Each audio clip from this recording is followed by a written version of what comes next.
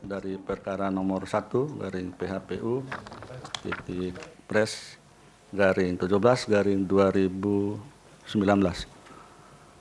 Agenda persidangan adalah untuk mendengar jawaban pihak terkait, termohon, kemudian keterangan pihak terkait dan keterangan Bawaslu. Sebelumnya dipersilakan pemohon untuk memperkenalkan lagi siapa saja yang hadir pada hari ini. Silakan.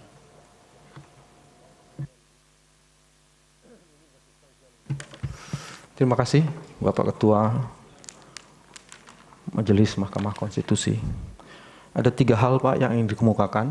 Hari ini bagian yang pertama, saya didampingi oleh tim lawyers, kolega saya, Teguh Nasrullah dan Iskandar Sonhaji. Ada tim pendamping, ada Pak Dasko dan Pak Riza. Tim asistensi, ada di belakang, saya tidak sebut satu persatu namanya. Kami membagi tugas Pak, tim lawyer kalian karena harus tetap konsolidasi barang bukti. Nah, bagian yang kedua, Pak Ketua, saya ingin mengucapkan terima kasih kepada Mahkamah Konstitusi karena kemarin alat-alat bukti kita sudah mulai masuk Pak, sudah diterima dan dikerjakan dengan sangat baik oleh tim. Itu sebabnya saya mau mengucapkan terima kasih pada saat ini. Dan mudah-mudahan hari ini kita bisa selesaikan. Bagian ketiga yang terakhir Pak Ketua, setelah nanti pembacaan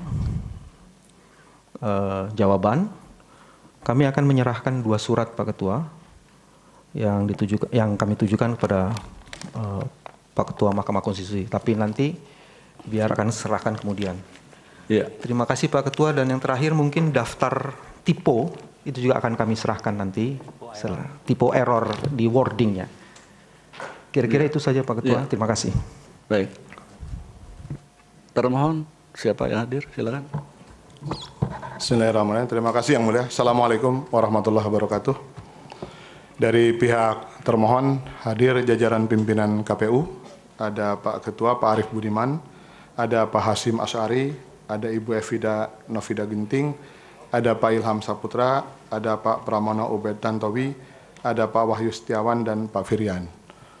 Untuk tim kuasa hukum, saya sendiri Ali Nurdin, di sebelah kanan saya ada Arif Effendi, di belakang ada Pak Muhammad Rujito, M. Ridwan Saleh, Asep Andrianto, Rahmat Mulyana, Henry Sita Ambar, Matius Mamunsare, Rika Nurhayati, dan Greta Santismara. Demikian Yang Mulia, terima kasih. Ya. Dari pihak terkait silakan. Terima kasih Yang Mulia. Dari pihak terkait yang hadir pada kesempatan ini, para pendamping pertama adalah Pak Trimedia Penjahitan di sebelah saya ini, kemudian Pak Arsul Sani, kemudian Pak Ateria Dahlan di belakang. Ya. Ada 3 orang pendamping, sedangkan prinsipal tidak hadir pada kesempatan ini. Adapun para advokat yang hadir pada kesempatan ini, saya sendiri Yusril Issa Mahendra, Saudara Taufik Basari, Saudara Iwayan Sudirta,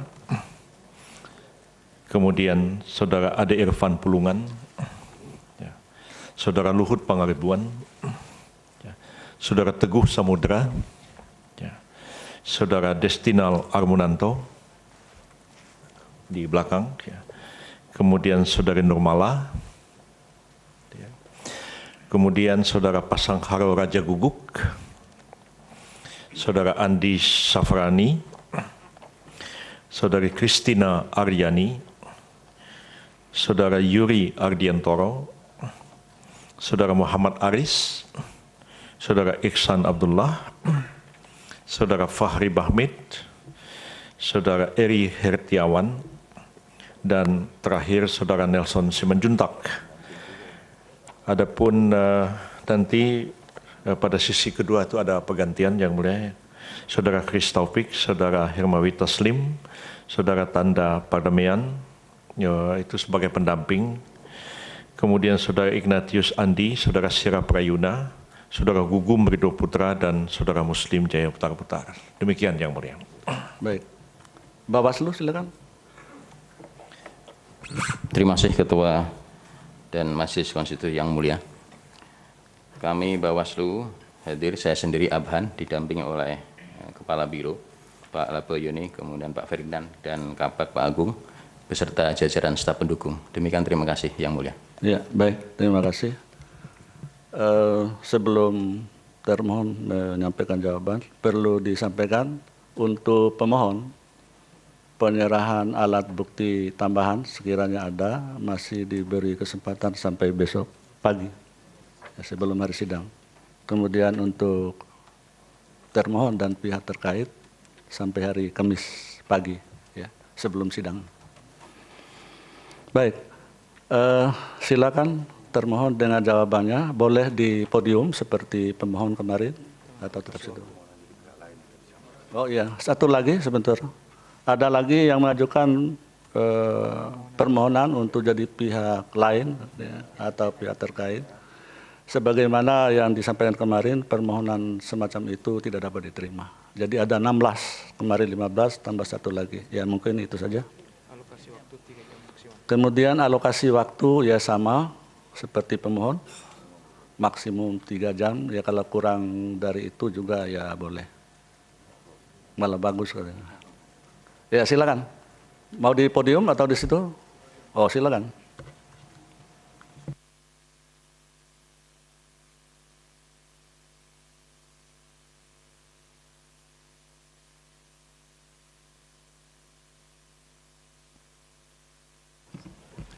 Bismillahirrahmanirrahim. Terima kasih yang mulia.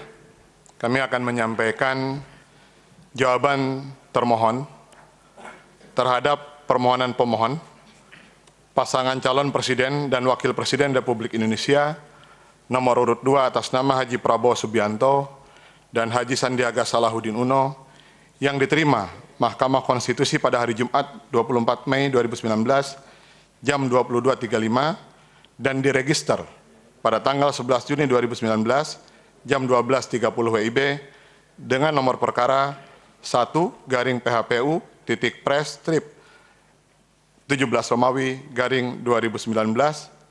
beserta lampiran perbaikan permohonan pemohon yang diterima Mahkamah pada tanggal 10 Juni 2019. Yang mulia Ketua Mahkamah Konstitusi, yang bertanda tangan di bawah ini, nama Arief Budiman, jabatan Ketua KPU Republik Indonesia, bertindak untuk dan atas nama KPU RI sebagai termohon dalam perkara nomor 1-PHPU-Pres-17-2019 yang diajukan calon pemohon pasangan calon Presiden dan Wakil Presiden Republik Indonesia nomor 2 atas nama Haji Prabowo Subianto dan Haji Sandiaga Salahuddin Uno dalam hal ini berdasarkan surat kuasa khusus nomor 24/PY.01.1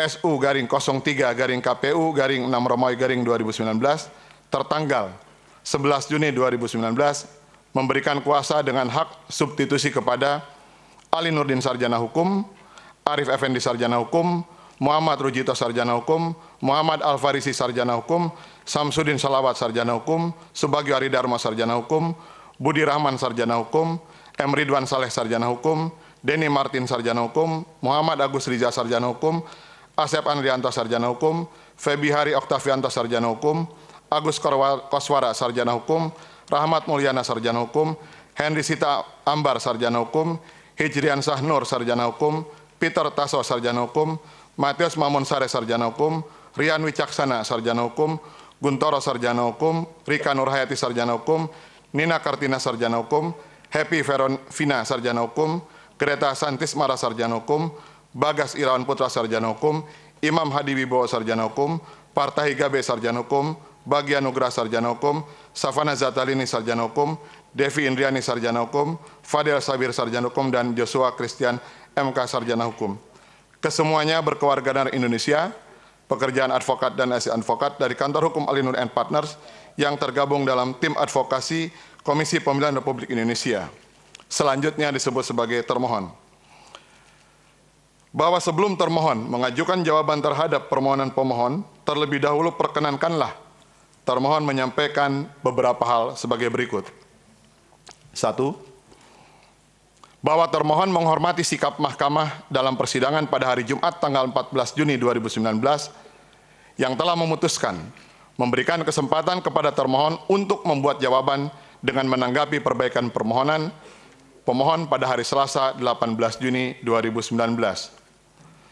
Bahwa jawaban termohon atas perbaikan permohonan pemohon dibuat selain sebagai bentuk penghormatan kepada Mahkamah, juga sebagai bentuk pertanggungjawaban publik atas penyelenggaraan pemilu presiden dan wakil presiden tahun 2019 oleh termohon, sekaligus menggunakan hak jawab termohon atas tuduhan pemohon yang disampaikan secara terbuka pada sidang tanggal 14 Juni 2019. Meskipun demikian, jawaban termohon dimaksud masih tetap dalam koridor sikap termohon yang menolak perbaikan permohonan pemohon. Penolakan terhadap perbaikan permohonan pemohon adalah merupakan sikap tegas termohon terhadap ketaatan hukum acara yang sudah ditetapkan oleh Mahkamah Konstitusi dalam Peraturan Mahkamah Konstitusi Nomor 5 Tahun 2019 tentang tahapan, kegiatan, dan jadwal penanganan perkara hasil pemilihan umum sebagaimana diubah terakhir dengan Peraturan Mahkamah Konstitusi Nomor 2 Tahun 2019 dalam rangka menjaga ketertiban umum, kepastian hukum, dan rasa keadilan bagi semua pihak. Bahwa perbaikan permohonan pemohon yang dibacakan dalam sidang pada tanggal 14 Juni 2019 memiliki perbedaan yang sangat mendasar baik dalam posita maupun petitumnya, sehingga dapat dikualifikasikan sebagai permohonan yang baru. Dalam posita permohonan pemohon tanggal 24 Mei 2019 contohnya, pemohon sama sekali tidak menguraikan adanya kesalahan hasil penghitungan suara yang dilakukan oleh termohon dan penghitungan yang benar menurut pemohon. Begitu juga dalam petitumnya, pemohon tidak menuntut adanya penghitungan suara yang benar menurut pemohon. Hal ini sangat penting bagi termohon untuk menanggapinya karena dua hal. Pertama, permohonan pemohon tersebut tidak memenuhi persyaratan pengajuan permohonan yang dapat menimbulkan konsekuensi permohonan pemohon tidak dapat diterima.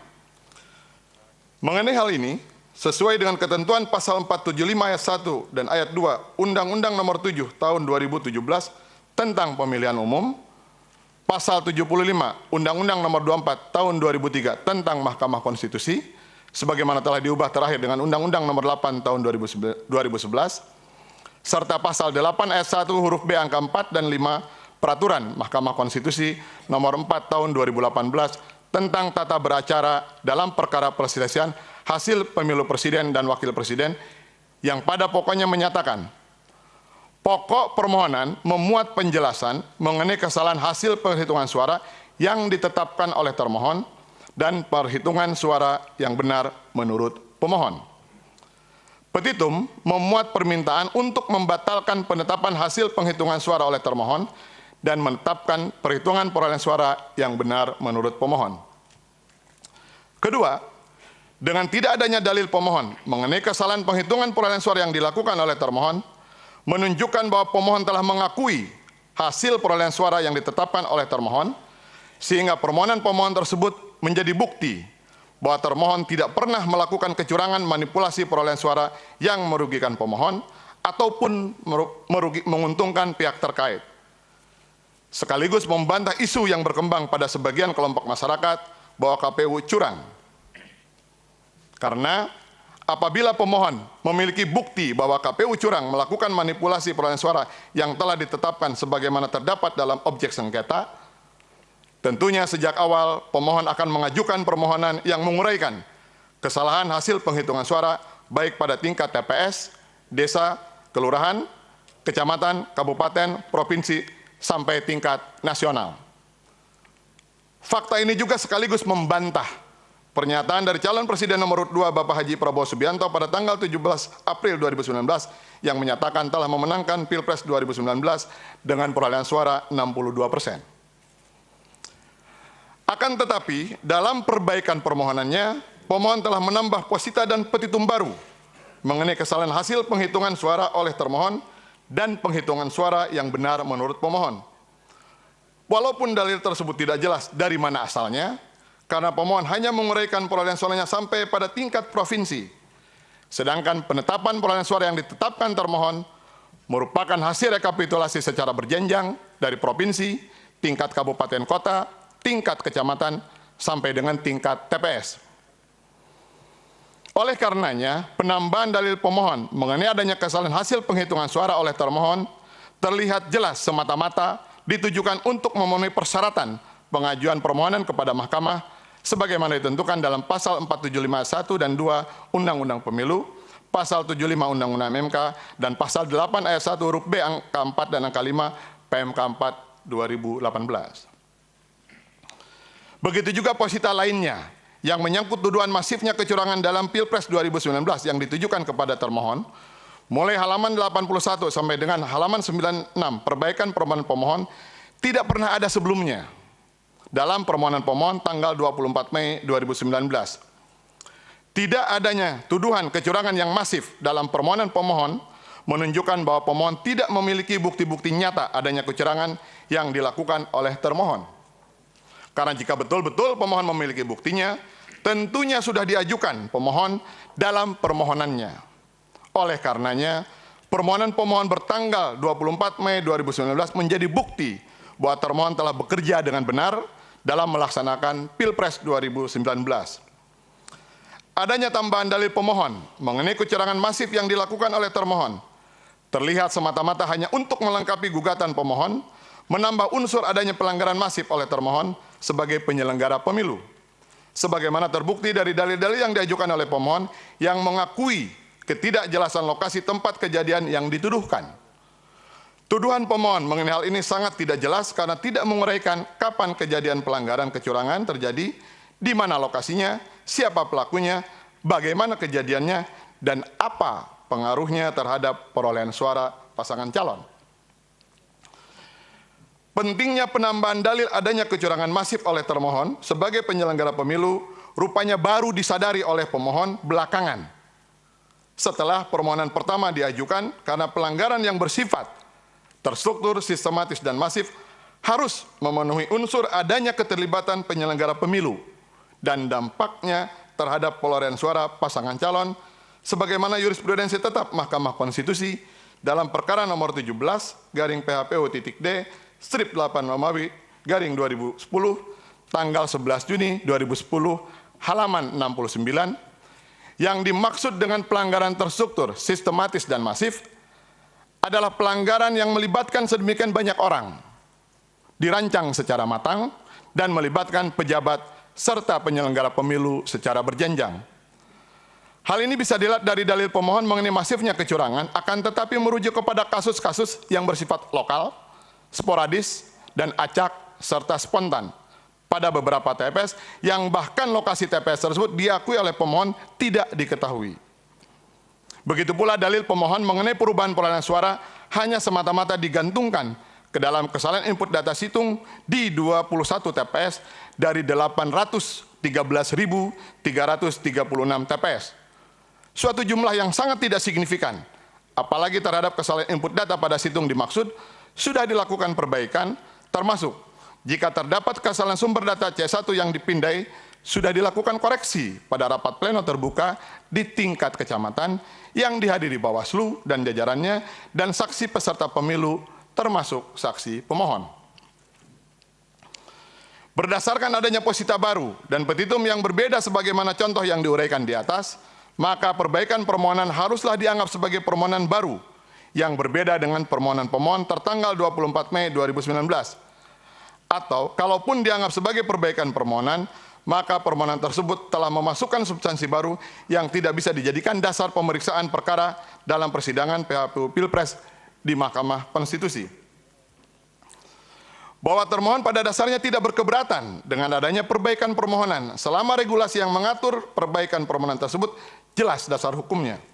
Seperti dalam PHPU Pilpres tahun 2014 dan sengketa perselisihan hasil Pilkada serentak tahun 2015 sampai dengan 2018 di Mahkamah Konstitusi, di mana termohon beserta jajarannya menanggapi dengan baik seluruh perbaikan permohonan yang diajukan sesuai dengan prosedur peraturan perundang-undangan demi menjaga tertibnya hukum acara, kepastian hukum, dan keadilan bagi semua pihak. bahwa termohon perlu menyampaikan ketegasan sikap mahkamah dalam menangani sengketa perselisihan hasil pemilihan pilkada serentak terhadap perbaikan permohonan yang diajukan di luar tenggang waktu yang sudah ditetapkan oleh mahkamah sebagaimana diatur dalam peraturan Mahkamah Konstitusi. Sikap mahkamah terhadap perbaikan permohonan hanya diterima sepanjang menyangkut perbaikan atas kesalahan redaksional, bukan terhadap posita atau petitum baru. Sikap tegas mahkamah terhadap perbaikan permohonan dapat dilihat pada putusan nomor 1 garing PHP titik kot strip 16 Romawi garing 2018 mengenai perselisihan hasil pemilihan wali kota dan wakil wali kota Tegal tahun 2018.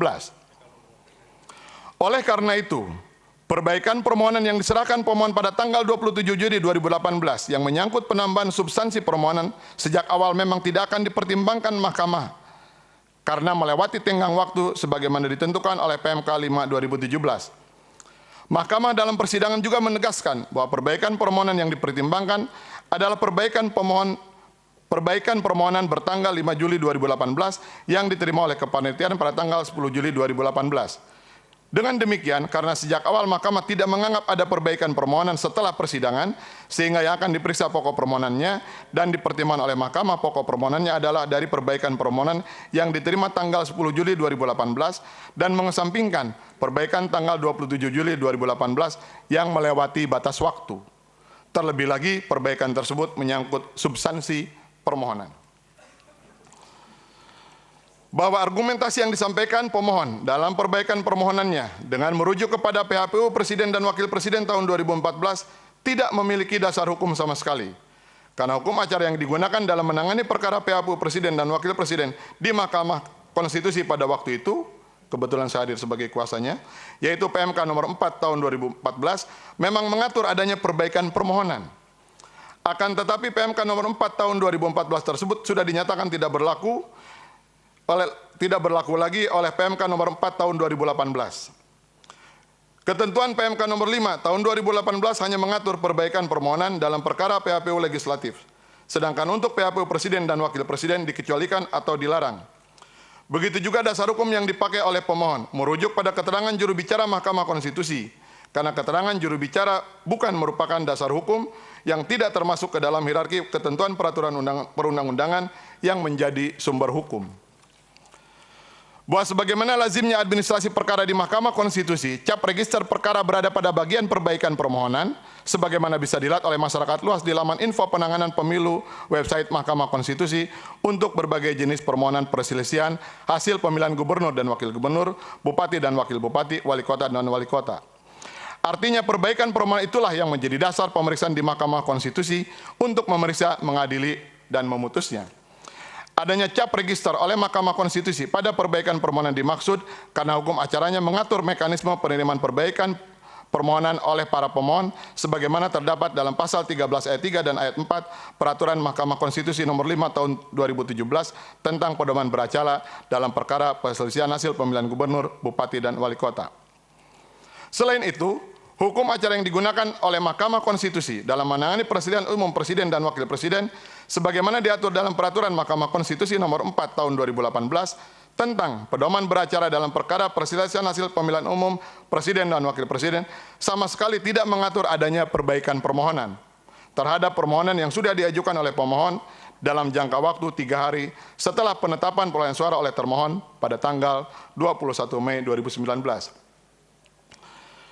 Bahwa selain itu, dalam pasal 3 ayat 2 Peraturan Mahkamah Konstitusi nomor 5 tahun 2018 tentang tahapan, kegiatan, dan jadwal penanganan perkara perselisihan hasil pemilihan umum, pada pokoknya menyatakan bahwa tahapan pemeriksaan kelengkapan permohonan pemohon dan tahapan perbaikan kelengkapan pemohon dikecualikan terhadap penanganan PHPU Presiden dan Wakil Presiden.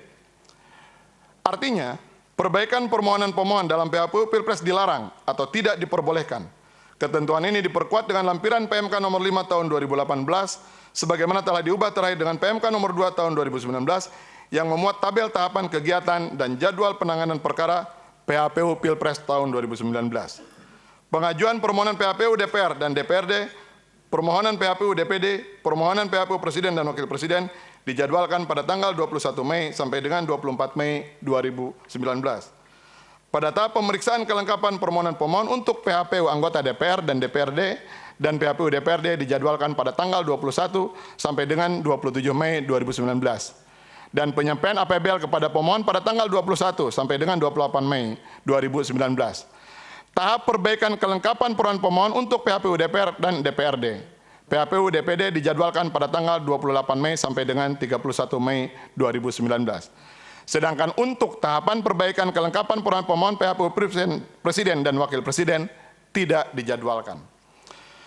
Berdasarkan ketentuan dalam PMK nomor 5 tahun 2018 sebagaimana diubah terakhir dengan PMK nomor 2 tahun 2019, maka berkas bundel yang bertuliskan tim kuasa hukum Prabowo Sandi perbaikan permohonan sengketa perselisihan hasil pemilihan umum Presiden dan Wakil Presiden tidak dapat dikualifikasikan sebagai perbaikan permohonan yang menjadi dasar hukum materi pemeriksaan PHPU Pilpres tahun 2019 di Mahkamah Konstitusi.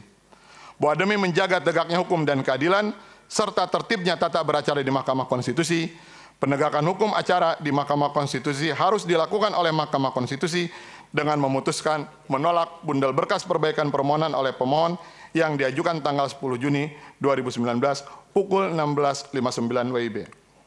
Bahwa untuk selanjutnya jawaban termohon terhadap permohonan pemohon beserta lampiran perbaikan permohonan pemohon adalah sebagai berikut. 1. Pendahuluan. Bahwa termohon perlu menyampaikan penyelenggaraan pemilihan umum Presiden dan Wakil Presiden tahun 2019 pada prinsipnya berlangsung sesuai jadwal, program dan tahapan, serta berjalan dengan baik, aman dan kondusif, serta dilaksanakan sesuai asas-asas pemilu, yaitu langsung, umum, bebas dan rahasia, serta sesuai dengan prinsip-prinsip kepemiluan, yakni termohon telah bersikap dan bertindak profesional dan independen, serta menjunjung tinggi asas jujur dan adil, dengan tetap mengedepankan asas kepentingan umum dan transparansi, tanpa mengesampingkan proporsionalitas dan kepastian hukum, serta asas akuntabilitas, efisien, dan efektivitas. Termohon selaku penyelenggara pemilu telah berupaya semaksimal mungkin untuk menghasilkan pemilu yang berkualitas dan legitimit sebagaimana diinginkan oleh semua pihak. Dalam rangka mewujudkan transparansi dan akuntabilitas serta membangun partisipasi publik untuk mengawal kemurnian suara pemilih, termohon menempuh kebijakan proses perhitungan di tempat pemungutan suara dapat didokumentasikan oleh para saksi, pengawas pemilu, pemantau, dan masyarakat yang hadir, termasuk mewajibkan KPU Kabupaten Kota untuk mengupload hasil penghitungan suara pada tingkat TPS ke situng KPU supaya dapat dipantau dan diawasi oleh masyarakat luas dalam rangka mengantisipasi adanya kecurangan rekapitulasi hasil perhitungan perolehan suara oleh penyelenggara pemilu. Selanjutnya, untuk memastikan validitas hasil pemilu, pada rekapitulasi hasil penghitungan suara di tingkat kecamatan dilakukan dalam rapat pleno secara terbuka yang dihadiri oleh saksi peserta pemilu dan jajaran dari pengawas pemilu, sehingga apabila terdapat kesalahan pencatatan data pemilu mengenai data pemilih, data pengguna hak pilih, data surat suara, dan data perolehan suara pada tingkat TPS, maka akan segera dikoreksi berdasarkan persetujuan bersama yang dituangkan dalam formulir model DA1 PPWP berupa sertifikat rekapitulasi hasil perhitungan perolehan suara pasangan calon presiden dan wakil presiden dari setiap TPS dalam wilayah kecamatan untuk masing-masing desa atau kelurahan. Proses rekapitulasi secara berjenjang sampai dengan tingkat nasional selalu melibatkan saksi pasangan calon dan Bawaslu RI sesuai dengan tingkatannya, di mana Bawaslu telah melaksanakan pengawasan pada setiap tahapan pemilu sampai pada tingkat TPS, sehingga apabila ada kesalahan penghitungan suara atau kesalahan rekapitulasi, hasil penghitungan suara akan diperbaiki pada jenjang di atasnya. Seluruh upaya dan kebijakan tersebut di atas adalah juga merupakan tekad termohon guna menutup ruang bagi pihak-pihak tertentu, bahkan termasuk jajaran termohon sendiri yang bermaksud melakukan kecurangan dan atau pelanggaran. Pilpres 2019 dilaksanakan secara luber dan jurdil. Termohon menyadari bahwa pemilu tahun 2019 ini menjadi batu ujian bagi semua pihak dalam melaksanakan prinsip-prinsip demokrasi, hukum, dan hak asasi manusia. Karena baru pertama kalinya dalam sejarah demokrasi di Indonesia, pemilu presiden dan pemilu legislatif dilaksanakan secara serentak dengan jumlah pemilih terbesar sepanjang sejarah bangsa Indonesia, yaitu sebanyak 192.770.611 pemilih dengan tingkat partisipasi sebesar 82%. ada 158.012.506 pengguna hak pilih yang tersebar di 34 provinsi dan luar negeri, 514 kabupaten kota, 7.201 kecamatan, 85.530 desa kelurahan PPN, dan 813.336 TPS. Pelaksanaan pemilu Pilpres 2019 di Indonesia telah mendapatkan pujian dari berbagai negara di dunia karena berlangsung secara aman, damai, tanpa ada kecurangan yang berarti. Termohon selaku penyelenggara pemilu Pilpres dan Pileg 2019 secara serentak menyadari sepenuhnya bahwa pemilu yang dilaksanakan di Indonesia merupakan sarana perwujudan kedaulatan rakyat sebagai pelaksanaan ketentuan pasal 1 ayat 2 Undang-Undang Dasar 1945, bahwa kedaulatan berada di tangan rakyat dan dilaksanakan dengan menurut Undang-Undang Dasar. Makna dari kedaulatan berada di tangan rakyat yaitu bahwa rakyat memiliki kedaulatan, tanggung jawab, hak dan kewajiban untuk secara demokratis memilih pemimpin yang akan membentuk pemerintahan guna mengurus dan melayani seluruh lapisan masyarakat serta memilih wakil rakyat untuk mengawasi jalannya pemerintahan. Oleh karena itu, sebagai penyelenggara pemilu, termohon telah berusaha melaksanakan asas penyelenggaraan pemilu, yaitu asas langsung, umum, bebas, dan rahasia, jujur, dan adil, sebagaimana diatur dalam pasal 22E ayat 2 Undang-Undang Dasar 1945, Jungto pasal 2 Undang-Undang Nomor 7 Tahun 2017 tentang Pemilihan Umum. Sehingga dalam penyelenggaraan Pilpres 2019 dapat tercapai adanya persamaan hak, kesetaraan, dan kebebasan rakyat. Kedudukan termohon sebagai penyelenggara pemilu 2019 berbeda dengan penyelenggara pemilu sebelum era reformasi yang mana saat itu merupakan bagian dari pemerintah. Setelah era reformasi, berdasarkan ketentuan pasal 22E ayat 2 Undang-Undang Dasar 45, Jungto pasal 1 angka 8 Undang-Undang Pemilu, termohon merupakan lembaga penyelenggara pemilu yang bersifat nasional, tetap, dan mandiri. Berdasarkan pasal 25 ayat 1 sampai dengan ayat 8 Undang-Undang Pemilu, mekanisme pemilihan anggota KPU dilakukan oleh DPR berdasarkan hasil uji kelayakan dan kepatutan. Anggota DPR terdiri dari partai politik pendukung pemohon dan partai politik pendukung pihak terkait dengan komposisi yang hampir berimbang, sehingga tidak dimungkinkan adanya dominasi dari salah satu kelompok. Berdasarkan hasil pemilihan oleh DPR tersebut, Presiden mengesahkan dan melantik anggota KPU. Sebagai lembaga yang mandiri, sesuai dengan pasal 7 Undang-Undang Pemilu, termohon bebas dari pengaruh pihak manapun berkaitan dengan pelaksanaan tugas dan wewenangnya. Dalam melaksanakan tugasnya, termohon selalu berpegang kepada prinsip-prinsip penyelenggaraan pemilu yang mandiri, jujur, adil, berkepastian hukum, tertib, terbuka, proporsional, profesional, akuntabel, efektif, dan efisien. Termohon tidak berpihak. Termohon telah melaksanakan kewajibannya untuk memperlakukan peserta pemilu secara adil dan setara, sebagaimana diatur dalam pasal 14 huruf B Undang-Undang Pemilu. Sehingga tidak benar jika ada tuduhan bahwa termohon telah berpihak atau tidak berlaku adil dengan merugikan atau menguntungkan salah satu pasangan calon dalam Pilpres 2019. Misalnya dengan cara mengubah perolehan suara pasangan calon hasil pilihan rakyat atau bentuk-bentuk kecurangan lainnya. Bukti bahwa termohon tidak melakukan kecurangan dalam Pilpres 2019 bisa dilihat sejak awal tahapan pemilu sampai dengan adanya sengketa hasil PHPU Pilpres di Mahkamah Konstitusi. Tidak ada satupun putusan dari Dewan Kehormatan Penyelenggara Pemilu sebagai satu-satunya lembaga yang diberi tugas dan kewajiban berdasarkan Undang-Undang Pemilu untuk memeriksa, mengadili, dan memutus dugaan pelanggaran kode etik oleh penyelenggara pemilu yang menyatakan bahwa termohon telah melanggar kode etik, berbuat curang, dengan melakukan perbuatan yang memihak kepada salah satu pasangan calon. Mahkamah Konstitusi telah bertindak sebagai pengawal konstitusi. Bahwa berdasarkan rekapitulasi hasil penghitungan perolehan suara tingkat nasional untuk pemilu Pilpres 2019, termohon telah menerbitkan keputusan termohon nomor 98 tentang penetapan hasil pemilu presiden dan wakil presiden, anggota DPR, anggota DPD, anggota DPRD Provinsi, dan DPRD Kabupaten Kota secara nasional dalam pemilu tahun 2019. Dan berita acara nomor 135 tentang rekapitulasi hasil penghitungan perolehan suara di tingkat nasional dan penetapan hasil pemilu tahun 2019, di mana pasangan calon nomor urut 1 atas nama Insinyur Haji Joko Widodo dan Profesor Dr. Kiai Haji Ma'ruf Amin memperoleh suara terbanyak sebesar 85.607.362 suara. Sedangkan pasangan calon nomor 2 atas nama Haji Prabowo Subianto dan Haji Sandiaga Salahuddin Uno memperoleh suara terbanyak sebesar 154.650.239 suara. Dengan total suara sah adalah 154.257.601 suara.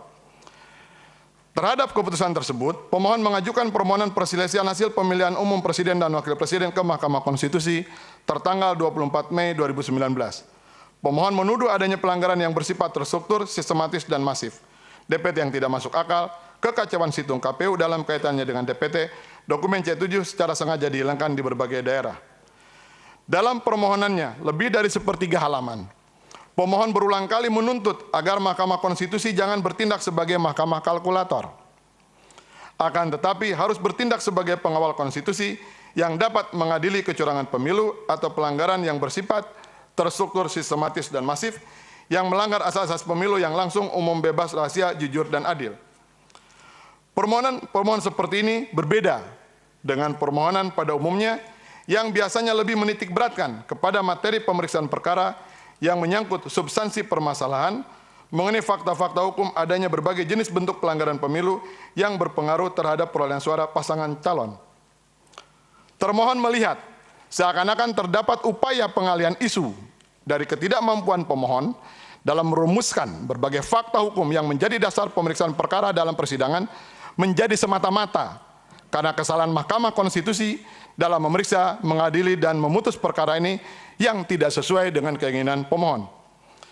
Dalil pemohon tersebut terkesan mengada-ada dan cenderung menggiring opini publik bahwa seakan-akan Mahkamah Konstitusi akan bertindak tidak adil atau seperti menyimpan bom waktu, seakan-akan apabila nantinya permohonan pemohon ditolak oleh Mahkamah Konstitusi, maka Mahkamah Konstitusi telah bersikap tidak adil. Apabila kekhawatiran termohon ini benar, maka dalil-dalil pemohon yang mempertanyakan independensi dan kewenangan mahkamah sangat membahayakan kelangsungan demokrasi yang sudah dibangun susah payah, hasil kerja keras seluruh komponen bangsa Indonesia dalam melaksanakan reformasi untuk membangun budaya hukum, substansi hukum, dan struktur hukum yang lebih demokratis. Pemohon rupanya tidak mengikuti dengan utuh keseluruhan perjalanan Mahkamah Konstitusi dalam menangani sengketa pemilu, termasuk dalam menangani sengketa pilkada serentak tahun 2015 sampai dengan tahun 2018.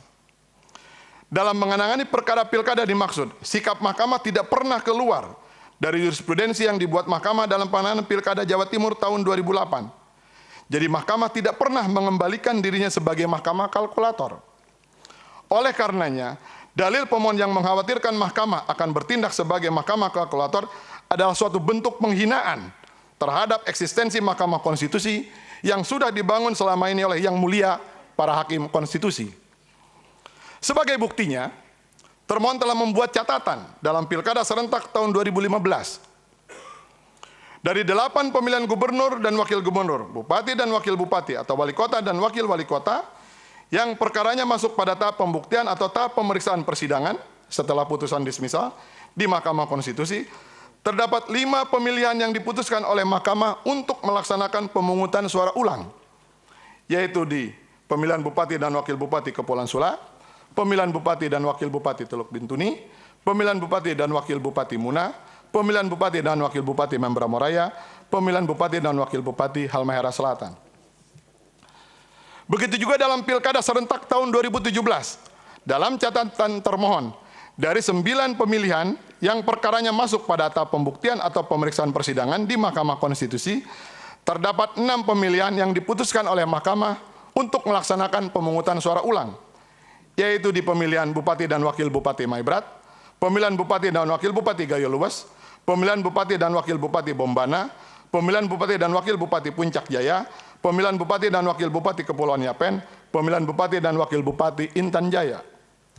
Selain itu, dalam pilkada serentak tahun 2018, dalam catatan termohon dari 9 pemilihan yang perkaranya masuk pada tahap pembuktian atau tahap pemeriksaan persidangan, terdapat 5 pemilihan yang diputuskan oleh Mahkamah Konstitusi untuk melaksanakan pemungutan suara ulang, yaitu pemilihan gubernur dan wakil gubernur Maluku Utara, pemilihan wali kota dan wakil wali kota Cirebon, pemilihan bupati dan wakil bupati Dayai, pemilihan bupati dan wakil bupati Sampang, pemilihan bupati dan wakil bupati Timur Tengah Selatan.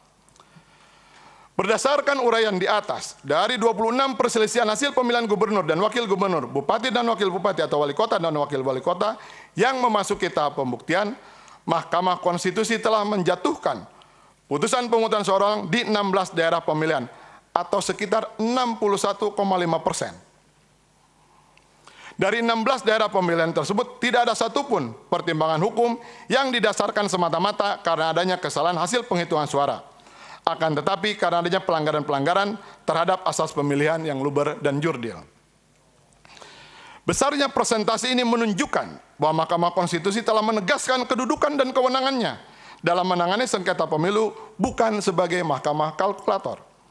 Oleh karena itu, sikap pemohon yang mempertanyakan kembali dan mengkhawatirkan mahkamah akan menjadi lembaga mahkamah kalkulator adalah merupakan sikap yang ahistoris. Beban pembuktian tanggung jawab pemohon. Bahwa dalam perbaikan permohonannya pada halaman 93 sampai dengan halaman 96, pemohon menuntut beban pembuktian tidak hanya dibebankan kepada termohon, akan tetapi juga dibebankan kepada Mahkamah Konstitusi untuk memanggil ke persidangan para saksi dan ahli mengenai kecurangan pemilu, serta meminta mahkamah untuk menyiapkan sistem perlindungan saksi pemohon. Untuk menyiapkan perlindungan saksi, pemohon juga meminta agar mahkamah dapat menempatkan informasi dari media massa sebagai alat bukti. Bahwa dalil pemohon yang menyatakan beban pembuktian tidak hanya dibebankan kepada pemohon, akan tetapi juga dibebankan kepada mahkamah, adalah dalil yang tidak berdasar, karena merupakan prinsip yang bersifat universal. Siapa yang mendalilkan, maka dialah yang harus membuktikan. Berdasarkan asas hukum umum, yaitu asas actor incumbit onus probandi. Dalam kasus ini, pemohon menuduh berbagai jenis pelanggaran dan kecurangan yang dilakukan oleh pihak terkait dan atau kecurangan yang dilakukan oleh termohon. Karena pemohon yang mendalilkan kecurangan, maka sudah seharusnya pemohon pula yang membuktikan. Kesulitan yang dihadapi oleh pemohon bukanlah semata-mata karena faktor adanya ancaman atau intimidasi yang selama ini digembar-gemborkan oleh pemohon. Akan tetapi, karena ketidakjelasan dalil yang dibangun oleh pemohon yang tidak didasari oleh fakta-fakta dan bukti-bukti yang jelas. Misalnya, dalil pemohon yang dibangun mengenai adanya kecurangan oleh termohon, seperti pembukaan kotak suara di parkiran, sebagaimana terdapat pada halaman 81. Ternyata pemohon sendiri tidak mengetahui lokasinya, dan hanya menggunakan cuplikan rekaman video bahwa lokasinya di sebuah parkiran toko swalayan Alfamart. Terdapat belasan ribu toko Alfamart di Indonesia, sehingga di mana peran mahkamah dalam memanggil saksi terkait kasus tersebut. Dalam kasus seperti ini sudah pasti tidak bisa terungkap bagaimana hubungan kasus tersebut dengan perolehan suara pasangan calon. Memaksakan mahkamah untuk dibebani pembuktian memanggil saksi terhadap dalil-dalil pemohon yang tidak jelas adalah merupakan pelanggaran asas-asas peradilan yang cepat, murah, dan sederhana. Dengan demikian, dalil pemohon mengenai ini tidak beralasan dan oleh karenanya harus ditolak. Tuntutan pemohon yang menuntut mahkamah agar menciptakan sistem perlindungan saksi adalah merupakan tuntutan yang tidak berdasar dan cenderung berlebihan. Karena pemohon sesungguhnya sudah menyadari bahwa Mahkamah Konstitusi hanya memiliki tugas dan kewenangan yang berkaitan dengan penanganan sengketa hasil pemilu, pengajian undang-undang terhadap undang-undang dasar, sengketa kewenangan antar lembaga negara yang kewenangannya diberikan oleh undang-undang dasar, pembubaran partai politik, dan impeachment presiden dan wakil presiden. Tidak ada satupun ketentuan, baik dalam konstitusi maupun dalam undang-undang MK, yang memberikan kewenangan kepada Mahkamah Konstitusi untuk membuat sistem perlindungan saksi. Pemohon sesungguhnya menyadari bahwa sistem perlindungan saksi sudah ditangani secara khusus oleh Lembaga Perlindungan Saksi dan Korban berdasarkan Undang-Undang Nomor 13 Tahun 2006 tentang Perlindungan Saksi dan Korban, sebagaimana telah diubah dengan Undang-Undang Nomor 31 Tahun 2014. Dengan demikian, dalil pemohon mengenai hal ini tidak beralasan dan oleh karenanya harus ditolak. Dalil pemohon yang menuntut agar link berita dijadikan sebagai alat bukti adalah tidak berdasar. Karena sesuai dengan pasal 36 Peraturan Mahkamah Konstitusi Nomor 4 Tahun 2018 tentang tata beracara dalam perkara perselisihan hasil pemilihan umum presiden dan wakil presiden, alat bukti meliputi surat atau tulisan, keterangan saksi, keterangan ahli, keterangan pihak-pihak, petunjuk hakim, dan alat bukti lain yang diucapkan, dikirimkan, diterima atau disimpan secara elektronik dengan alat optik atau yang serupa dengan itu. Bahwa berdasarkan pasal 37 ayat 1 PMK 4 2019 yang dimaksud alat bukti surat atau tulisan, yaitu berupa A. Keputusan termohon tentang rekapitulasi hasil penghitungan suara, keputusan termohon tentang penetapan pasangan calon presiden dan wakil presiden beserta lampirannya, keputusan termohon tentang penetapan nomor urut pasangan calon, berita acara dan salinan rekapitulasi hasil penghitungan suara yang ditandatangani oleh penyelenggara pemilu sesuai dengan tingkatannya, salinan putusan pengadilan yang telah memperoleh kekuatan hukum tetap, dokumen tertulis lainnya. Tuntutan pemohon yang meminta mahkamah menggunakan tautan berita sebagai dasar pemeriksaan perkara di Mahkamah Konstitusi merupakan pelanggaran terhadap tata beracara dalam persidangan yang harus merujuk kepada alat bukti surat dan keterangan saksi di muka persidangan sebagaimana sudah diatur dalam PMK 4 2018. Mengenai kedudukan link berita sebagai alat bukti yang diajukan oleh pemohon, Bawaslu RI telah membuat pertimbangan dalam perkara nomor 01 yang menyatakan pada pokoknya menolak laporan termohon karena, menolak laporan pemohon karena alat bukti yang diajukan oleh pemohon tidak memenuhi syarat alat bukti, yaitu hanya print out berita online. Print out berita online bukan merupakan dokumen resmi yang dapat menjadi rujukan dalam pembuktian suatu perkara.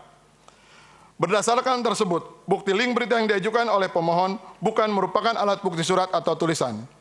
Dengan demikian, alat bukti yang diajukan oleh pemohon tidak memenuhi syarat.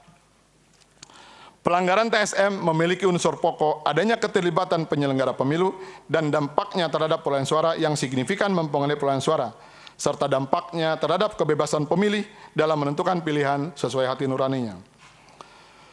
Bahwa sikap mahkamah dalam menerapkan pelanggaran terstruktur, sistematis, dan masif, sebagaimana dalam perkara perselisihan hasil pemilihan gubernur dan wakil gubernur, bupati dan wakil bupati, atau wali kota dan wakil wali kota, diberlakukan terhadap pelanggaran yang tidak berdiri sendiri, tidak bersifat lokal, dan tidak bersifat acak, serta melibatkan penyelenggara pemilu dan dampaknya terhadap perolehan suara. Dalam hal pelanggaran yang menyangkut pelanggaran yang mengancam kelangsungan demokrasi, harus diikuti dampaknya terhadap kebebasan pemilih dalam menentukan pilihannya sesuai dengan hati nuraninya. Mengacu pada jurisprudensi tetap Mahkamah Konstitusi yang tertuang dalam putusan MK nomor 17 tanggal 11 Juni 2010 halaman 69, yang dimaksud dengan pelanggaran TSM adalah pelanggaran yang melibatkan sedemikian banyak orang, direncanakan secara matang, dan melibatkan pejabat serta penyelenggara pemilu secara berjenjang. Bahwa dalam permohonan dan perbaikan permohonannya, pada pokoknya pemohon mempersoalkan sebagai berikut. A. Pelanggaran TSM atas pemilu yang jujur dan adil yang dituduhkan kepada pihak terkait meliputi 5 bentuk kecurangan, yaitu penyalahgunaan APBN dan program pemerintah, penyalahgunaan birokrasi dan BUMN, ketidaknetralan aparatur negara, pembatasan kebebasan media dan pers, diskriminasi perlakuan penyalahgunaan penegakan hukum. B.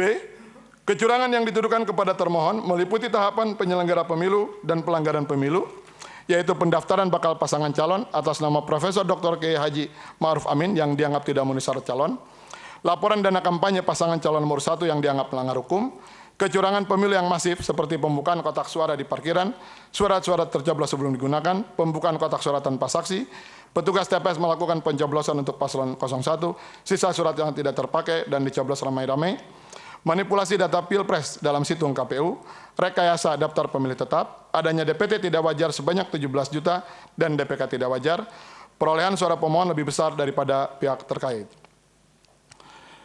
Bahwa dalil pemohon dalam permohonannya mengenai adanya pelanggaran syarat TSM oleh pihak terkait akan ditanggapi secara proporsional oleh termohon karena dampak yang ditimbulkan dari tuduhan tersebut akan melibatkan termohon seperti pembatalan objek sengketa, pembatalan pasangan calon, ataupun dilaksananya pemungutan suara ulang.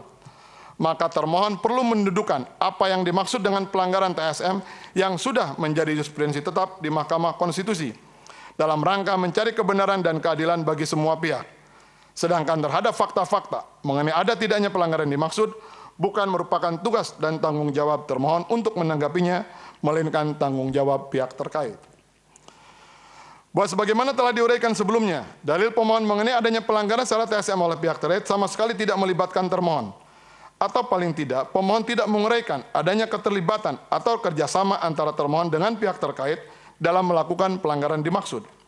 Padahal, Berdasarkan jurisprudensi tetap Mahkamah Konstitusi, yang dimaksud dengan pelanggaran masif, sistematis, dan struktur adalah pelanggaran yang melibatkan sedemikian banyak orang, direncanakan secara matang, dan melibatkan pejabat serta penyelenggara pemilu secara berjenjang.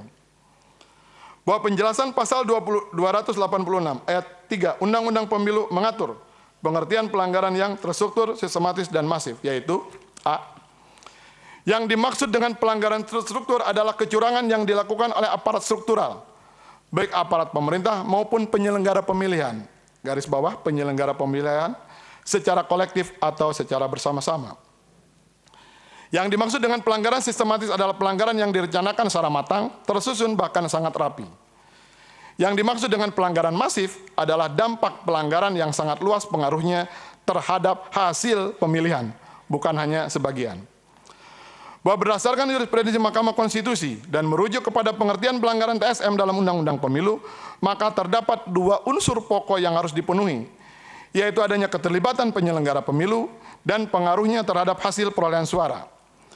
Adanya keterlibatan penyelenggara pemilu secara berjenjang dalam suatu pelanggaran yang sifatnya TSM berkaitan erat dengan adanya hubungan kausalitas antara pelanggaran yang terjadi dengan pengaruhnya terhadap perolehan suara pasangan calon. Dalam perkara perselisihan hasil pemilu kada Jawa Timur tahun 2018, dalam pertimbangan hukumnya, Mahkamah Konstitusi menyatakan, pelanggaran tersebut terjadi secara sistematis, terstruktur, dan masif yang dengan sendirinya telah mempengaruhi hasil akhir perolehan suara bagi masing-masing pasangan calon yang dapat menjelaskan hubungan kausal yang terjadi dengan tidak netralnya aparat desa dan penyelenggara pemilu kada. Bahwa selain tidak menguraikan keterlibatan termohon dalam pelanggaran syarat TSM yang dituduhkan kepada pihak terkait, pemohon juga tidak mampu menguraikan dengan jelas apa hubungan dan sejauh mana korelasinya antara pelanggaran yang dituduhkan dengan perolehan suara pemohon ataupun pihak terkait. Beberapa jenis pelanggaran TSM yang diatur dalam Undang-Undang Pemilu yang mempengaruhi perolehan hasil dan dapat dikenakan sanksi pembatalan pasangan calon justru tidak pernah dipersoalkan oleh pemohon dalam permohonannya. Misalnya, mengenai money politik dan atau pelanggaran administrasi pemilu, yaitu pelanggaran atas ketentuan pasal 284, Jungto pasal 26 ayat 1 Undang-Undang Pemilu, mengenai larangan menjanjikan dan atau memberikan uang atau materi lainnya untuk mempengaruhi penyelenggara pemilu dan atau pemilih, dan pelanggaran administrasi pemilu, sebagaimana yang diatur dalam pasal 460 Jungto pasal 463 Undang-Undang Pemilu, yang meliputi penyelenggaraan terhadap tata cara, prosedur atau mekanisme yang berkaitan dengan administrasi pelaksanaan pemilu dalam setiap tahapan penyelenggara pemilu yang tidak termasuk tindak pidana pemilu dan pelanggaran kode etik akan tetapi dilakukan secara TSM, sehingga termohon dapat memberikan sanksi pembatalan pasangan calon sebagai bentuk tindak lanjut rekomendasi atau putusan Bawaslu atas pelanggaran TSM tersebut. Bahwa dalam permohonannya, pemohon tidak mempersoalkan pelanggaran atas adanya perbuatan money politik ataupun pelanggaran administrasi pemilu sebagaimana tersebut di atas. Namun demikian, menuntut adanya sanksi diskualifikasi terhadap pasangan calon nomor 1 atas pelanggaran yang meliputi 5 bentuk, yaitu penyalahgunaan APBN, penyalahgunaan birokrasi BUMN, ketidaknetralan aparatur negara, pembatasan kebebasan media, diskriminasi perlakuan, dan penyalahgunaan penegakan hukum. Bahwa dalam uraian mengenai 5 bentuk pelanggaran dimaksud, koreksi, pemohon, di sini termohon harusnya, pemohon tidak mampu menjelaskan hubungan kausalitas antara pelanggaran tersebut dengan kebebasan pemilih dalam menentukan pilihannya. Apakah bentuk-bentuk pelanggaran tadi telah memberikan dampak secara nyata yang mempengaruhi para pemilih pada suatu wilayah, sehingga pemilih tidak bebas lagi menentukan pilihannya yang melanggar asas langsung, umum, bebas, dan rahasia. Selain itu, pemohon juga tidak bisa merumuskan bagaimana dampaknya atau pengaruhnya terhadap perolehan suara masing-masing pasangan calon. Dengan demikian, dalil pemohon mengenai pelanggaran yang bersifat TSM atas 5 bentuk pelanggaran dimaksud tidak berpengaruh terhadap perolehan suara pasangan calon, sehingga dalil pemohon mengenai hal ini haruslah ditolak atau dikesampingkan. Dalil pemohon mengenai sanksi diskualifikasi yang merujuk kepada kasus Pilkada Kabupaten Kota Waringin Barat, Pilkada Kabupaten Bengkulu Selatan, Pilkada Kota Tebing Tinggi, dan Pilkada Kabupaten Supoiri adalah tidak relevan dan tidak berdasar menurut hukum. Kasus pembatalan pasangan calon tersebut pada dasarnya terbagi 2. A. adanya pasangan calon yang tidak memenuhi syarat calon, sebagaimana terjadi dalam pilkada di Kabupaten Bengkulu Selatan, Kota Tebing Tinggi, dan Kabupaten Supiori, yaitu tidak pernah dijatuhi pidana penjara berdasarkan putusan pengadilan yang telah memperoleh kekuatan hukum tetap, karena tindak pidana yang diancam dengan pidana penjara 5 tahun atau lebih, sebagaimana diatur dalam pasal 58 huruf F Undang-Undang Nomor 3 Tahun 2004 tentang Pemerintahan Daerah. Dalam kasus di Kabupaten Bengkulu Selatan, pasangan calon dibatalkan oleh Mahkamah Konstitusi karena calon bupati atas nama Haji Dirwan Mahmud telah pernah dijatuhi pidana penjara karena tindak pidana pembunuhan, ancaman lebih dari 5 tahun oleh Pengadilan Negeri Jakarta Timur. Putusan MK nomor 57 tahun 2008 halaman 124.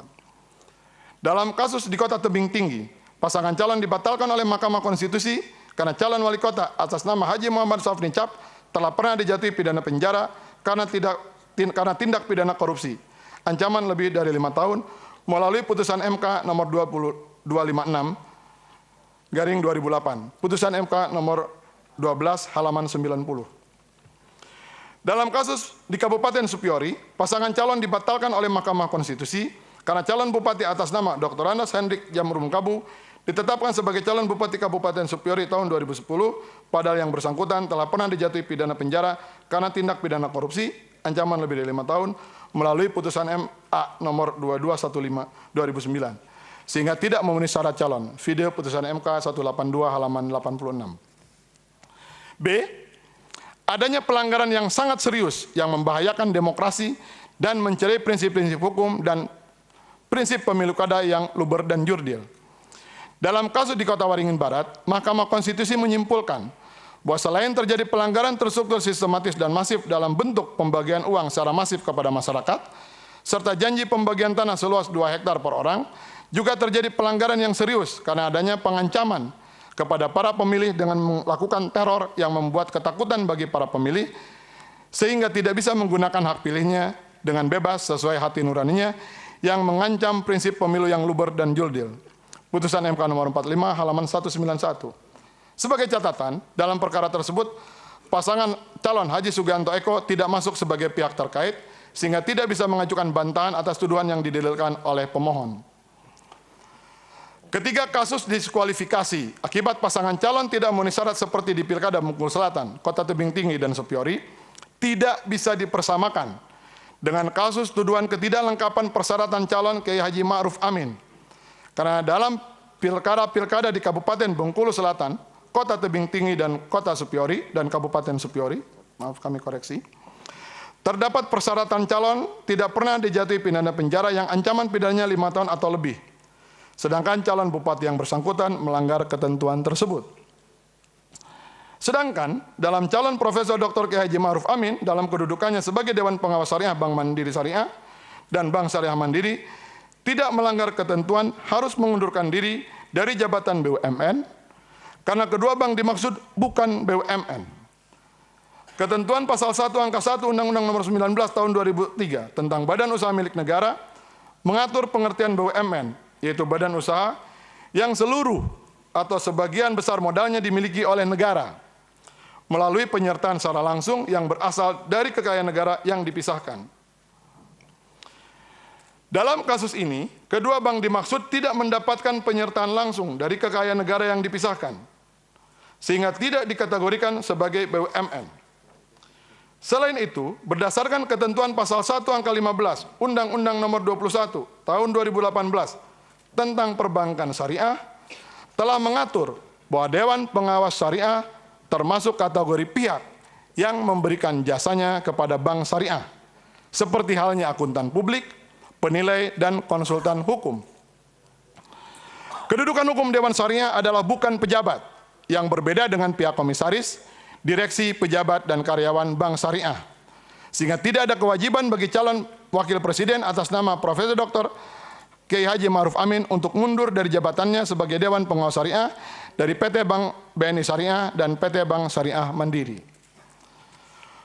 Bahwa tuduhan pemohon mengenai pelanggaran yang dilakukan oleh pihak terkait dalam Pilpres 2019 tidak ada satupun yang memiliki pola sama dengan perkara di Kota Waringin Barat. Karena pemohon dalam permohonannya tidak mendalilkan adanya pelanggaran oleh pihak terkait dalam bentuk pembagian uang atau janji kepada masyarakat, ataupun dalil pemohon yang menuduh pihak terkait melakukan perbuatan pengancaman serius kepada para pemilih yang membuat masyarakat tidak dapat menggunakan hak pilihnya dengan bebas sesuai hati nuraninya. Bahwa sanksi diskualifikasi oleh Mahkamah Konstitusi tidak bisa serta-merta diterapkan kepada pasangan calon atas pelanggaran yang bersifat TSM. Karena sanksi tersebut hanya diterapkan dalam pilkada di Kota Waringin Barat atas adanya perbuatan yang membahayakan demokrasi dalam bentuk pengancaman kepada para pemilih dengan melakukan teror yang membuat ketakutan bagi pemilih sehingga tidak bisa menggunakan hak pilihnya dengan bebas sesuai hati nuraninya yang mengancam prinsip pemilu yang luber dan juldil. Berbeda halnya dengan kasus Pilkada Jawa Timur, di mana Mahkamah Konstitusi menyatakan adanya pelanggaran yang TSM dengan menjatuhkan putusan pemungutan suara ulang di Kabupaten Bangkalan dan Sampang, serta penghitungan suara ulang di Kabupaten Pamekasan. Walaupun menyatakan terbukti ada pelanggaran yang TSM, akan tetapi Mahkamah tidak menjatuhkan sanksi diskualifikasi ataupun pemungutan suara ulang di seluruh wilayah Jawa Timur dengan alasan untuk melindungi hak konstitusional para pemilih yang beritikat baik yang memilih pasangan calon Karsa.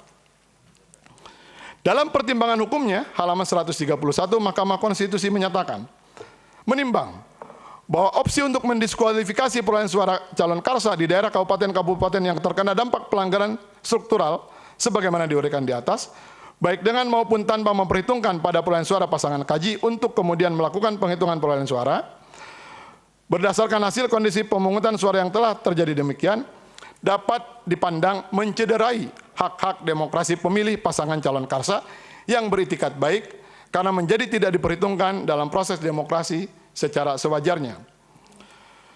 Bahwa terkait dengan dalil pemohon yang merujuk contoh kasus dalam Pilkada Kota Makassar atas putusan Mahkamah Agung dalam perkara nomor 250 yang membatalkan pasangan calon Muhammad Ramdhani Pomanto, Indira Mulyasari, karena calon wali kota Muhammad Ramdhani Pomanto selaku incumbent dianggap melanggar pasal 71 ayat 3 Undang-Undang Pilkada adalah tidak berdasar. Karena dalam perkara dimaksud sudah ada hukum positif yang mengatur ketentuan larangan bagi gubernur atau wakil gubernur, bupati atau wakil bupati, dan wali kota atau wakil wali kota untuk menggunakan kewenangan, program, dan kegiatan yang menguntungkan dirinya sebagai petahana. Pelanggaran atas pasal 71 ayat 3 Undang-Undang Pilkada yang dimaksud dikenakan sanksi pembatalan sebagai calon oleh KPU sebagaimana diatur dalam pasal 71 ayat 5 Undang-Undang Pilkada. Dengan demikian, dalam kasus Pilkada Kota Makassar sudah terdapat hukum positif yang mengatur larangan penyalahgunaan wewenang dengan sanksi pembatalan calon. Sedangkan dalam perkara pemilu presiden, tidak ada sanksi pembatalan atas larangan penyalahgunaan wewenang. Karena dasar hukumnya berbeda, perbandingan antara kasus Pilkada Kota Makassar yang diputuskan oleh Mahkamah Agung tidak bisa disejajarkan atau diperbandingkan dengan perkara perselisihan hasil pemilihan umum Pilpres yang ditangani oleh Mahkamah Konstitusi. Sehingga terhadap tuduhan pelanggaran yang dilakukan oleh pihak terkait dalam sengketa Pilpres 2019 tidak bisa diterapkan Undang-Undang Pilkada yang mengatur pemilihan gubernur, bupati, dan wali kota. Berdasarkan uraian tersebut di atas, dalil pemohon mengenai adanya pelanggaran TSM oleh pihak terkait yang perlu dikenakan sanksi diskualifikasi adalah tidak relevan dan tidak berdasar menurut hukum sehingga pemohon mengenai hal ini haruslah dikesampingkan. Termohon telah menyelenggarakan pemilu dengan baik. Dari sisi penyelenggara pemilu, termohon sudah melaksanakan pemilihan presiden 2019 sesuai asas yang disebutkan di atas. Termohon memperlakukan semua pasangan calon Pilpres secara adil, transparan, terbuka, dan profesional. Setiap tahapan pelaksanaan Pilpres, termohon melibatkan semua pasangan calon, menerima masukan-masukan dari semua pasangan calon, merespon kritik-kritikan semua pasangan calon, dan melayani semua pasangan calon tanpa membeda-bedakan. Hal ini didukung oleh fakta bahwa tidak ada putusan Bawaslu yang menyatakan termohon telah melakukan pelanggaran secara TSM. Bahwa DPT yang dipersoalkan oleh pemohon merupakan persoalan yang sudah diselesaikan secara bersama-sama sejak awal antara termohon, pemohon, pihak terkait, serta Bawaslu. Dalam catatan termohon, terdapat 7 kali koordinasi antara termohon dengan pemohon, yaitu pada tanggal 15 Desember 2018, 19 Desember 2018, 19 Februari 2019, 1 Maret 2019, 15 Maret 2019, 29 Maret 2019, dan 14 April 2019. Termohon telah menindaklanjuti seluruh laporan pemohon dengan melakukan pengolahan data, berkoordinasi dengan Ditjen Dukcapil, mengadakan rapat koordinasi dengan KPU, KIP Provinsi, Kabupaten Kota, melakukan verifikasi faktual dengan metode sampling, melakukan diskusi terbatas dengan ahli demografi dan ahli statistik, serta melakukan pencocokan dan penelitian terbatas berdasarkan kesepakatan rapat tanggal 29 Maret 2019 antara termohon dengan para peserta pemilu. Pada intinya, semua data yang dipermasalahkan oleh pemohon setelah dilakukan verifikasi secara bersama-sama antara termohon, pemohon, Bawaslu, dan pihak terkait ternyata memenuhi syarat sebagai pemilih. Bukti atas laporan ini kami ajukan sebagai buku atas hasil tindak lanjut ini kami ajukan sebagai bukti. Dalil pemohon yang menyebutkan ada 17,5 juta pemilih yang tidak wajar karena memiliki tanggal lahir yang sama sebanyak 9.817.003 orang yang tanggal lahirnya 1 Juli, sebanyak 5.377.401 orang yang tanggal lahirnya 31 Desember, dan sebanyak 2.359.304 orang yang tanggal lahirnya 1 Januari adalah dalil yang tidak berdasar menurut hukum karena mereka semua memang terdata sebagai pemilih yang terdaftar dalam sistem administrasi kependudukan. Adanya penanggalan tanggal lahir yang sama pada para pemilih tersebut merupakan pelaksanaan kebijakan sistem informasi manajemen kependudukan sejak tahun 70 yang diterapkan pemerintah melalui Direktorat Jenderal Kependudukan Sipil Kementerian Dalam Negeri, di mana terhadap penduduk yang tidak tahu tanggal dan bulan lahirnya, maka akan dicatat pada tanggal 31 Desember. Sedangkan saat menggunakan sistem administrasi kependudukan sejak tahun 2004, bagi penduduk yang tidak tahu tanggal dan bulan lahirnya akan dicatat pada tanggal 1 Juli. Kebijakan pemerintah tersebut bukanlah merupakan hal yang baru, sebagaimana terdapat dalam Peraturan Menteri Dalam Negeri Nomor 19 Tahun 2010 tentang formulir dan buku yang digunakan dalam pendaftaran penduduk dan pencatatan sipil pada bagian tata cara pengisian formulir biodata penduduk untuk perubahan data warga negara Indonesia. Formulir F1.1.06, di mana untuk pengisian data individu angka 9 tentang tanggal lahir disebutkan bahwa tanggal lahir ditulis sesuai dengan tanggal, bulan, dan tahun lahir. Jika pemohon tidak mengetahui tanggal lahirnya, harap ditulis tanggal 01 bulan 7 dalam kurung Juli, sedangkan tahun sesuai dengan pengakuannya. Buat tuduhan pemohon yang menyimpulkan termohon melakukan kecurangan yang didasari perolehan suara pemohon adalah 0 merupakan dalil yang tidak berdasar. Karena termohon sama sekali tidak bisa mengatur dan tidak mungkin melakukan rekayasa atas hasil perolehan suara pasangan calon. Proses pemungutan dan penghitungan perolehan suara dilakukan secara terbuka yang disaksikan oleh masyarakat banyak dan dihadiri oleh saksi peserta pemilu.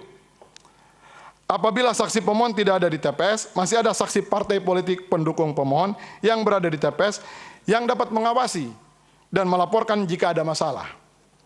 Bahkan di seluruh TPS yang ada, Bawaslu telah menempatkan setiap pengawas TPS untuk mengawasi jalannya pemungutan suara sesuai dengan aturan hukum yang berlaku. Sampai saat ini tidak ada laporan dari Bawaslu atau jajarannya mengenai permasalahan perolehan suara yang diperoleh pasangan calon sebanyak 0 suara. Fenomena jumlah suara pasangan calon sebanyak 0 suara tidak hanya dialami oleh pemohon, akan tetapi juga dialami oleh pihak terkait. Bahkan dalam sengketa Pilpres tahun 2014, permasalahan perolehan suara pasangan calon sebanyak 0 suara juga pernah dipermasalahkan. Terhadap permasalahan tersebut, Mahkamah Konstitusi telah membuat pertimbangan hukum yang pada pokoknya menyatakan bahwa dalam praktek pemilu, Mahkamah memang menemukan dalil terkait dengan fakta adanya perolehan suara 100% untuk satu peserta pemilu dan perolehan suara 0% bagi peserta yang lain di TPS-TPS tertentu, khususnya di Kabupaten Nias Selatan, Madura, Kalimantan, Bali, Maluku, dan Maluku Utara. Hal ini pada umumnya terjadi di daerah-daerah tertentu yang memiliki ikatan sosial kemasyarakatan yang kuat, yang praktek pemilihannya dilakukan secara kesepakatan, meskipun tidak menggunakan sistem noken atau sistem ikat. Terhadap hal tersebut, Mahkamah tidak memerintahkan untuk melakukan pemungutan suara ulang, karena faktanya para saksi peserta pemilu tidak mengajukan keberatan, serta jumlah perolehan suara di TPS tersebut tidak signifikan mempengaruhi peringkat perolehan suara pun telah seandainya dilakukan pemungutan suara ulang berdasarkan putusan Mahkamah nomor 1 tahun 2014 halaman 5605. Dalil pemohon yang mempersoalkan mengenai kesalahan pencatatan hasil penghitungan suara dengan merujuk kesalahan input data dari C1 PPWP yang dipindai ke dalam situng KPU dan kesalahan pencatatan data pada sumber data C1 PPWP yang dipindai ke dalam situng KPU adalah tidak berdasar. Dalam perbaikan permohonannya, pemohon hanya menguraikan terjadi manipulasi perolehan suara karena terjadi kesalahan input data pada 21 TPS, halaman 81 sampai dengan halaman 91. Padahal, jumlah TPS dalam pemilu Pilpres 2019 adalah sebanyak 813.336 TPS. Sehingga jika diperbandingkan jumlah total TPS, maka kesalahan input data situng hanya berkisar 0,0026%, tidak sampai 0,01%. Sangat kecil dan tidak signifikan. Jadi, kalaupun benar terjadi kesalahan input data, maka tidak bisa disimpulkan adanya rekayasa untuk melakukan manipulasi perolehan suara. Tuduhan rekayasa situng untuk memenangkan salah satu pasangan calon adalah tuduhan yang tidak benar atau bohong, sebagaimana dikembangkan oleh salah satu pendukung pemohon, yaitu WN, yang baru 1 hari yang lalu, pada hari Senin kemarin, ditangkap oleh Barreskrim Polri karena telah menyebarkan berita bohong bahwa server KPU bocor disetting untuk memenangkan pasangan calon Insinyur Joko Widodo dan Kiai Haji Ma'ruf Amin dengan tetap menjaga kemenangan suara pihak terkait sebesar 57%. Pemohon tidak pernah mempersoalkan proses penghitungan suara di TPS-TPS dan rekapitulasi hasil penghitungan suara secara manual dalam rapat pleno di kecamatan yang menjadi dasar penetapan penghitungan perolehan suara tingkat nasional. Pencatatan data pada situng KPU bukan merupakan sumber data rekapitulasi berjenjang yang menjadi dasar penghitungan perolehan suara pada tingkat nasional. Karena pengelolaan data pada situng KPU hanyalah merupakan alat bantu yang berbasis teknologi informasi untuk mendukung akuntabilitas kinerja dalam pelaksanaan tahapan pemungutan penghitungan rekapitulasi serta penetapan hasil penghitungan suara pemilu 2019 sebagaimana ditegaskan dalam keputusan termohon nomor 536 tahun 2009 tentang petunjuk penggunaan sistem informasi penghitungan suara pemilu 2019. Dengan demikian, pemohon telah keliru atau gagal paham dalam menempatkan situng pada proses penghitungan dan rekapitulasi hasil penghitungan suara. Dalam pasal 61 ayat 9 dan ayat 10 PKPU nomor 3 tahun 2019 mengenai pemungutan dan penghitungan suara dalam pemilu disebutkan bahwa KPU Kabupaten Kota wajib memindai atau scan salinan formulir model C KPU, C1 KPU, C1 DPR, model C1 DPD, C1 DPRD Provinsi, dan C1 DPRD Kabupaten Kota, serta wajib mengirimkan hasil pindai tersebut kepada KPU melalui situng untuk diumumkan di laman KPU. Hal ini dimaksudkan sebagai bentuk sosialisasi kepada masyarakat, sebagai bentuk pelaksanaan prinsip penyelenggara pemilu yang jujur, adil, akuntabel, dan terbuka, sebagaimana diatur dalam pasal 3 Undang-Undang Pemilu, dan pelaksanaan atas kewajiban termohon untuk menyampaikan semua informasi penyelenggara pemilu kepada masyarakat sesuai pasal 14 huruf C Undang-Undang Pemilu. Oleh karena itu, hasil scan formulir model C KPU dan lampirannya berupa C1 dimaksudkan untuk diumumkan, bukan sebagai bahan dasar untuk proses rekapitulasi di tingkat kecamatan. Selain itu, pada laman info pemilu 2019 yang menampilkan situng KPU, terdapat tulisan disclaimer yang menyatakan bahwa A. Data entry yang ditampilkan pada menu hitung suara adalah data yang disalin apa adanya, sesuai dengan angka yang tertulis pada salinan formulir C1 yang diterima kabupaten kota dari KPPS. B. Apabila terdapat kekeliruan pengisian data pada formulir C1, dapat dilakukan perbaikan pada rapat pleno terbuka rekapitulasi di tingkat kecamatan. C. Apabila terdapat perbedaan data antara entry di situng dan salinan formulir C1, akan dilakukan koreksi sesuai data yang tertulis di salinan formulir C1. D. Data yang ditampilkan di situng bukan merupakan hasil resmi penghitungan perolehan suara. Penetapan hasil rekapitulasi penghitungan perolehan suara dilakukan secara berjenjang sesuai tingkatannya dalam rapat pleno terbuka. Dengan diumumkannya hasil scan model C dan C1 kepada masyarakat melalui situng, maka masyarakat dapat memberikan masukan atau mengawasi hasil penghitungan suara yang dilakukan oleh termohon beserta jajarannya dalam semua tingkatan. Sehingga proses penghitungan dan rekapitulasi hasil penghitungan suara yang dilakukan oleh termohon dapat diawasi oleh semua pihak, dapat dikontrol masyarakat luas, agar peluang untuk terjadinya kecurangan menjadi semakin sempit. Terkait dengan adanya kesalahan input data C1 ke situng KPU, termohon telah mengembangkan 2 model koreksi, yaitu berdasarkan laporan dari masyarakat dan monitoring secara internal. Di mana setelah diketahui ada kesalahan input data, maka segera dilakukan perbaikan input data oleh masing-masing operator yang berwenang pada kabupaten kota yang bersangkutan. Kesalahan input terjadi tidak saja untuk perolehan suaranya, pemohon akan tapi juga perolehan suara pihak terkait yang sifatnya acak, sporadis, sehingga tidak bisa disimpulkan hanya untuk memenangkan salah satu pasangan calon. Mengenai adanya kesalahan sumber data pada C1 yang dipindai, termohon dan operator pada tingkat KPU Kabupaten Kota tidak bisa melakukan koreksi, karena data yang ditampilkan haruslah data apa adanya. Apabila termohon memiliki kewenangan untuk memperbaiki C1 yang dipindai, malah dapat menimbulkan kecurigaan yang lebih besar bahwa termohon dapat mengubah perolehan suara paslon. Koreksi atas kesalahan sumber data tersebut sudah ada mekanismenya dalam rapat pleno tingkat kecamatan yang dihadiri oleh Bawaslu, saksi paslon, termasuk saksi pemohon, yang hasilnya dituangkan dalam formulir model DA, DA1, dan DA1 PPWP. Rapat pleno tingkat kecamatan dilaksanakan secara terbuka dan dapat disaksikan masyarakat luas. Dengan adanya koreksi pencatatan data hasil penghitungan suara dalam formulir model DA1 PPWP yang berisi data pada tingkat TPS untuk per desa, maka rekapitulasi penghitungan suara pada tingkat kecamatan bisa dilaksanakan dari semua data desa sebagaimana formulir DA1 PPWP. Begitu seterusnya. Rekapitulasi hasil penghitungan suara dilakukan secara berjenjang sampai tingkat kabupaten, provinsi, dan nasional. Persoalan situng KPU nebis in idem. Temuan atas kesalahan input data C1 pada situng KPU dan kesalahan sumber data C1 yang dipindai bukanlah merupakan hal yang baru, karena sebelumnya telah dilaporkan oleh tim pendukung pemohon ke Bawaslu RI dalam perkara nomor 07. Laporan tersebut telah diperiksa dan diputus oleh Bawaslu pada tanggal 16 Mei 2019 dengan amar putusan yang pada pokoknya menyatakan memerintahkan KPU untuk memperbaiki tata cara dan prosedur dalam input data sistem informasi pemungutan suara. Dalam pertimbangan hukum Bawaslu pada perkara tersebut, tidak ada satupun pendapat Bawaslu yang mengaitkan temuan kesalahan input data yang dipindai dan temuan kesalahan pencatatan sumber data pada C1 yang dipindai dengan keuntungan atau kerugian salah satu pasangan calon. Dengan demikian, karena Bawaslu telah memeriksa, mengadili dan memutus laporan tim pendukung pemohon mengenai kekacauan situng, maka gugatan atas permasalahan situng dalam permohonan pemohon haruslah dikategorikan sebagai nebis in idem, sehingga Mahkamah Konstitusi harus menyatakan bahwa permohonan mengenai hal ini haruslah dikesampingkan atau tidak dapat diterima.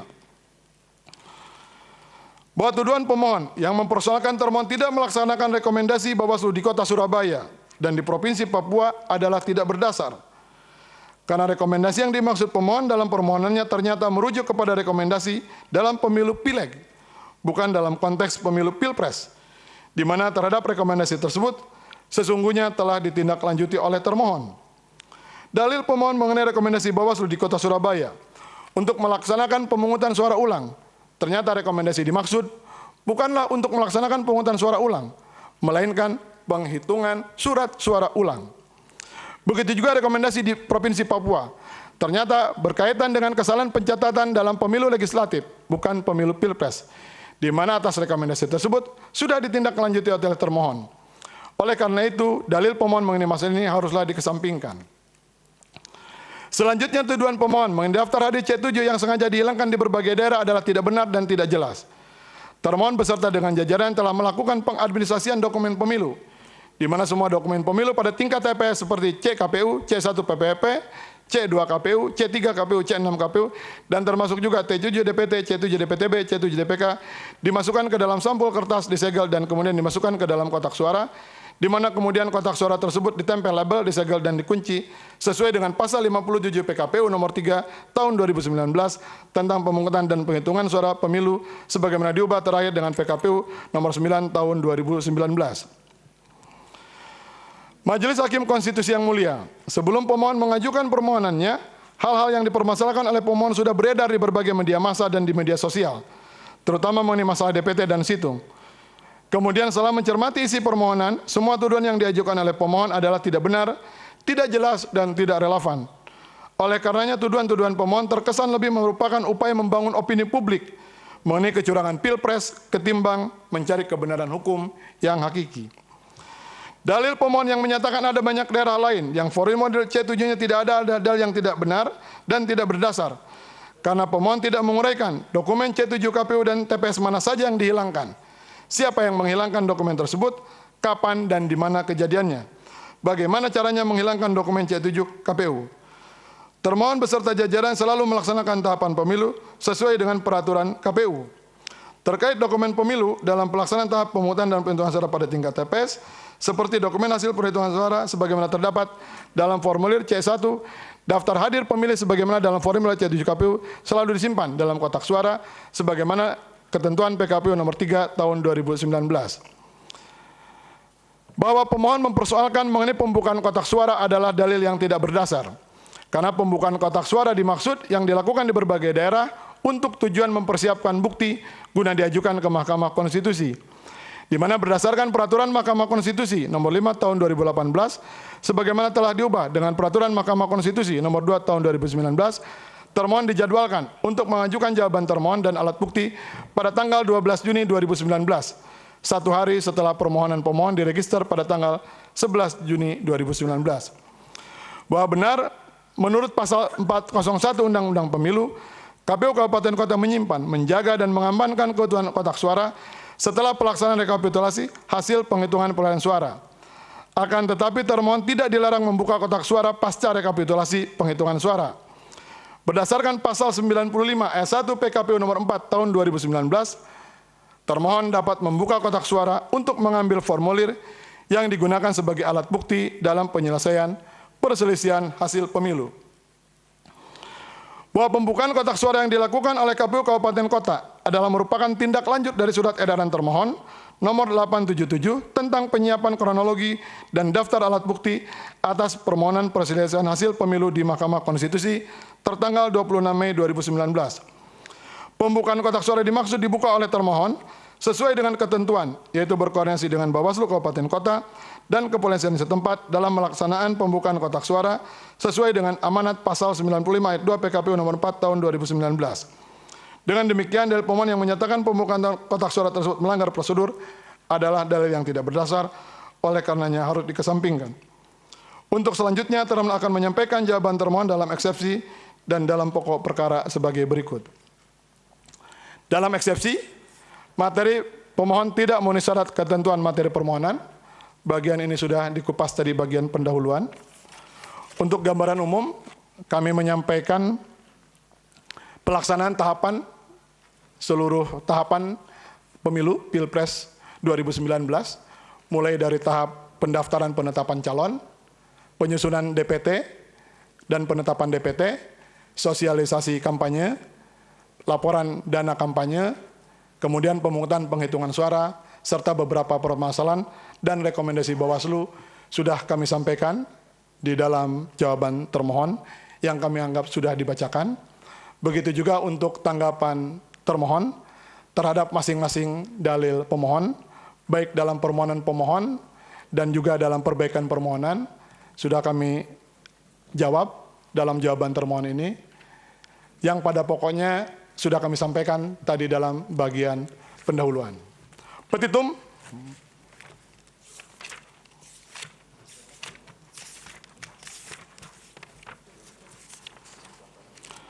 Berdasarkan uraian sebagaimana tersebut di atas, termohon memohon kepada Mahkamah Konstitusi untuk menjatuhkan putusan sebagai berikut. Dalam eksepsi, menerima eksepsi termohon, dalam pokok perkara, menolak permohonan pemohon untuk seluruhnya, menyatakan benar keputusan KPU Republik Indonesia nomor 987 tentang penetapan hasil pemilihan umum presiden dan wakil presiden, anggota DPR,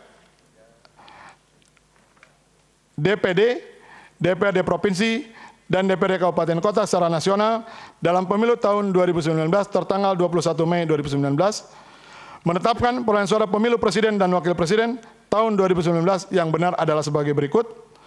Nama pasangan calon: 1. Insinyur Haji Joko Widodo dan Profesor Dr. K. Haji Ma'ruf Amin 85.607.362. 2. Haji Prabowo Subianto dan Haji Sandiaga Salahuddin Uno 68.650.239. Atau apabila Mahkamah Konstitusi berpendapat lain, mohon putusan yang seadil-adilnya. Hormat kami, kuasa termohon Alinuddin Sarjana Hukum dan kawan-kawan. Demikian kami sampaikan. Terima kasih yang mulia. Assalamualaikum warahmatullahi wabarakatuh.